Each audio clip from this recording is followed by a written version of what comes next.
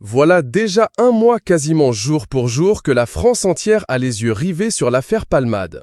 Et pour cause, le 10 février dernier, l'humoriste de 54 ans a provoqué un grave accident de voiture alors qu'il conduisait sous l'emprise de la cocaïne et de médicaments de substitution. Une jeune femme de 28 ans, Mila, enceinte de plus de 6 mois, y a perdu son bébé, tandis que son neveu de 6 ans, Devrim, qui se trouvait à l'arrière du véhicule au moment des faits, est rentré affaibli à son domicile auprès de sa mère. Son père Yüksel, qui conduisait la voiture, est quant à lui toujours hospitalisé et a déjà subi 6 opérations. Selon les dernières informations, son état de santé reste préoccupant. Quitte de Pierre Palmade. Celui-ci a fait un AVC et reste hospitalisé. Mais l'histoire ne s'arrête pas là, puisque le 25 février 2023, l'ancien acolyte de Michel Larocque a fait un AVC alors qu'il était admis dans une chambre de l'hôpital Paul Brousse de Villejuif Val-de-Marne. 2 jours après, la cour d'appel avait finalement suivi la recommandation du parquet de Melun et avait ordonné son placement en détention provisoire dans l'attente de son procès. D'abord admis sous écrou à l'hôpital du Kremlin-Bicêtre, Pierre Palmade a finalement été envoyé au service de chirurgie cardio-thoracique de l'hôpital du Plessis-Robinson le 5 mars pour une intervention liée à son AVC et des examens complémentaires et la mise en place d'un nouveau traitement. Une opération a été évoquée.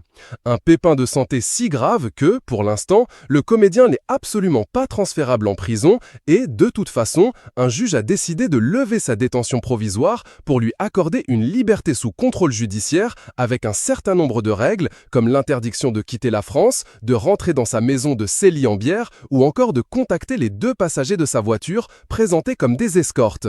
Mais le parquet a fait appel et une audience est prévue ce 10 mars. Si certains internautes et autres personnalités médiatiques ont jugé cet accident opportuniste, voire même truqué, Cyril Hanoune a tenu à remettre les pendules à l'heure sur le plateau de son émission « Touche pas à mon poste ».